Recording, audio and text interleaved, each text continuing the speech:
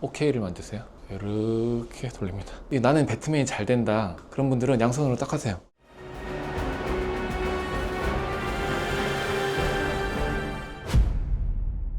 안녕하세요 원장님. 네, 안녕하세요. 제가 최근에 편집을 하다가 손이 너무 저린 거예요. 좀 알아보다가 여러 가지 병들이 있더라고요. 그래서 이게 정확히 어떻게 된 건지 너무 궁금해서. 실제로 손을 많이 쓰는 분들 중에서 손이 저려서 내원하는 분들이 꽤 많습니다. 지금처럼 이제 컴퓨터 작업이나 마우스 작업을 오랫동안 지속적으로 하는 분들이 손이 저린 경우도 있고요. 조금 더 많이 보게 되는 경우는 손에 충격과 타격을 많이 주는 직업을 갖고 있는 분들 있죠. 혹은 출산 후에 육아를 할 때 손을 많이 써요. 긴장도를 유지해야 될 때 손목이 많이 무리가기 때문에 손저림이 있는 분들이 많이 있습니다. 근데 의외로 보면 손만이 문제가 아닐 때도 있어요. 한번 맞춰보세요. 손 이외 신체. 네, 맞습니다. 허리? 허리랑 연결된 조금 손이랑 관계 있는 곳, 목. 목입니다.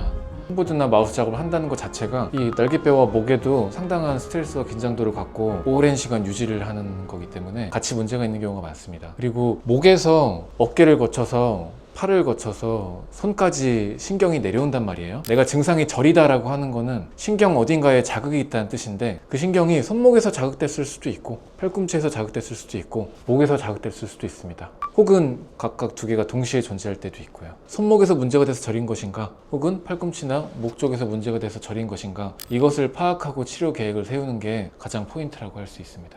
그러면은 집에서 자가 진단할 수 있는 방법이 따로 있을까요? 사실 조금 어려운 부분이 있습니다. 왜냐면 저리다고 하는 것이 증상이란 말이에요. 증상이 얼마나 심하냐랑 신경이 눌리는 강도가 비례하지 않을 때가 많아서 자가진단으로 평가하기는 좀 어렵고 병원에서 신경의 전도가 얼마나 잘 일어나는가를 평가하는 검사를 해볼 필요가 있습니다. 그 통증이 얼마나 안 사라지면 좀 병원에 내원을 해봐야 될까요? 하루 이틀 정도 쉬었는데 안 낫는다. 우리 직장인 같은 경우에 토요일 일요일 쉬었는데 회복이 안 된다. 혹은 쉴 때는 회복이 되는데 내가 다시 업무에 복귀했을 때 늘 일정한 강도로 저림 증상이 재발을 한다. 그럴 때에는 계속 똑같은 상황에서 똑같이 신경이 자극되고 있다고 보기 때문에 평가를 해보는 것이 좋습니다. 그러면 병원에 가서 평가하는 검사 방법이 어떤 게 있을까요? 사람의 척추가 인삼이라고 하면 말초로 갈수록 잔뿌리로 가늘어지듯이 샤프심보다는 훨씬 두꺼운 두께로 신경이 이렇게 주행을 합니다.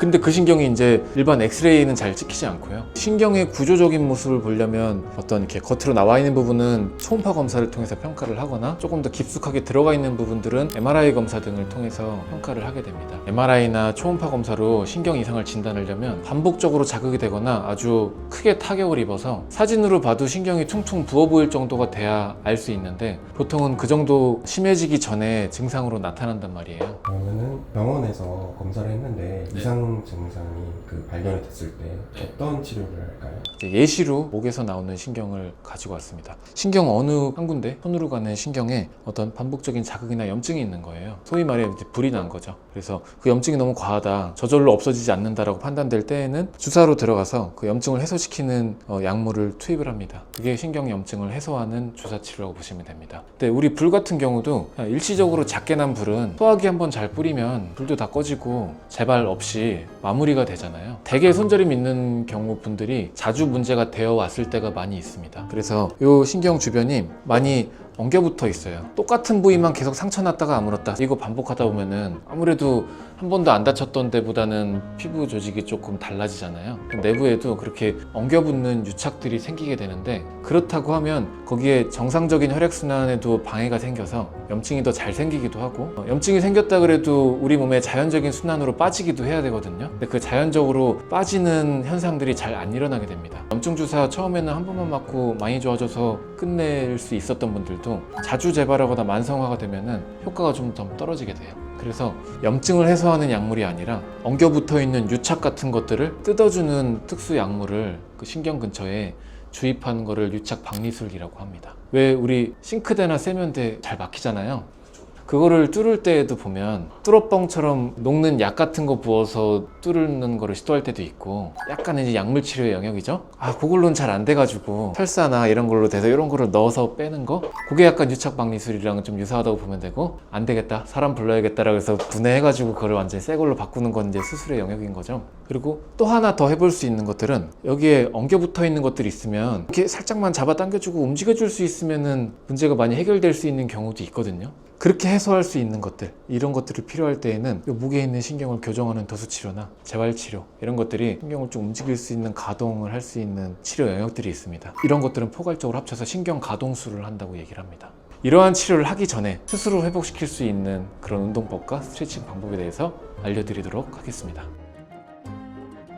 첫 번째, 손목 힘줄 스트레칭입니다. 먼저 앞으로 손목을 쫙 펴주시고요. 손목을 90도로 쭉 내려줍니다. 스스로 내리는 것보다 손을 보조해서 내리고 있는 게 중요합니다. 이 자세를 유지하다 보면 손목뿐만 아니라 전완부에도 뭔가 좀 당겨지는 자극이 느껴질 수가 있습니다. 처음 시작하실 때 안 아픈 쪽부터 먼저 해보는 것도 하나의 방법입니다. 훨씬 안 아픈 쪽들이 스트레칭할 때 불편감도 덜 할 거고 이 가동 범위도 더 좋을 겁니다. 그 자극을 느끼면서 30초를 유지하도록 하겠습니다. 두 번째도 손목 힘줄 스트레칭입니다. 아까와는 반대 방향으로 위로 올려줍니다. 본인이 젖힐 수 있는 최대한의 각도까지 젖혀주는 게 좋은 거예요. 네, 맞습니다.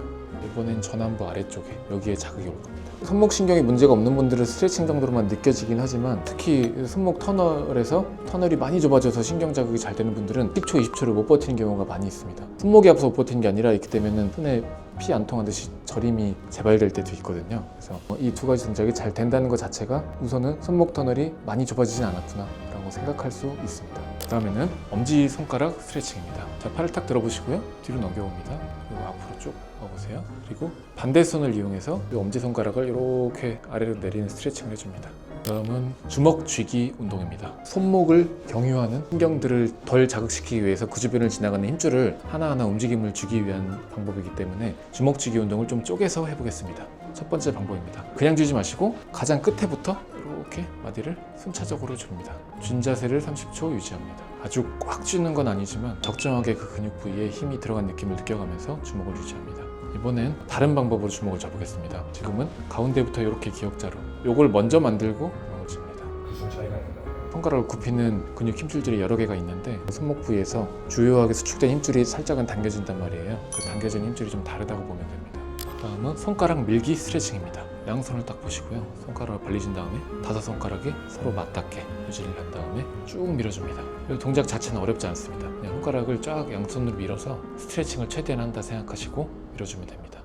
바닥은 안 닿게 주는 거예요? 네, 안 닿는 게 좋습니다. 이 손끝을 유지를 하려면 손바닥이 잘 닿지 않을 거예요. 왜냐면 우리가 뭐 손을 많이 쓴다고 하면 굽히는 방향으로 많이 사용을 하게 되잖아요. 그래서 이 손목을 굽히는 쪽에 그 힘줄들이 두꺼워지거나 부축 같은 것들이 생겨서 결국에는 손을 저리게 만드는 신경이 자극되기 때문에 그 부분을 최대한 스트레칭 해주기 위한 방향입니다. 그 다음 운동, 손털기 운동입니다. 환자들이 오셔서 난 이렇게 털어야 좀 시원해요 라고 말씀하는 분들이 있습니다. 이거 자체가 실제로 눌리고 있는 신경이나 힘줄 같은 것들 움직여주면서 이완을 시켜주는 거기 때문에 이렇게 털어주는 운동 좋습니다. 다음부터는 조금 난이도가 있는데요. 손저림 풀기 운동입니다. 먼저 팔을 쫙 뻗어보세요. 손목을 잡습니다. 접었다 폈다. 머리랑 끈이 연결된 인형이라고 생각하고 내려갈 땐 내려가고 올라갈 땐 올라오고 이것도 보면 아픈 쪽이랑 안 아픈 쪽이 다르게 느껴질 거예요. 간혹 이 동작을 시행할 때 저림이나 아픔이 강하게 느껴지는 분들이 있거든요. 그럴 때는 거기서 더 가지 마시고 그냥 그 자리에서 아픔 정도만 느끼면서 유지할 필요가 있습니다. 손저림 풀기 운동 두 번째입니다. 이번에는 뇌를 돌리면서 고개도 같은 쪽으로 봅니다. 어쨌든 이런 동작들은 스트레칭이랑은 조금 다르게 목에서부터 신경이 나가기 때문에 그 신경을 하나의 실이라고 생각을 하고 이렇게 끝에서 당겨주는 동작을 재현을 하는 거거든요. 치실로 치아 사이를 왔다 갔다 하듯이 이 신경 치실 운동이라고 합니다. 결국은 쥐가 났어요. 평소에 안 움직이던 근육에 힘이 들어가니까 쥐가 날 겁니다. 근데 그 쥐나는 것들은 동작이 익숙해지면서 적응이 될 거고 정말 어딘가 신경에 문제가 있어서 그 신경이 자극돼서 내가 아프고 저린 거랑은 조금 다른 증상이기 때문에 그거는 구분할 필요가 있습니다. 그 다음 손저림 풀기 운동입니다. OK를 만드세요. 이렇게 돌립니다. 그리고 배트맨. 여기는 되는데 특히 어깨가 안 좋은 분들 이거 잘 안 되는 분들 많거든요. 그럴 때에는 돌아갈 때 이 목을 그쪽 손이 있는 쪽으로 같이 좀 따라갑니다. 그리고 내려올 때는 목이 반대로 오고요. 나는 배트맨이 잘 된다 그런 분들은 양손으로 딱 하세요.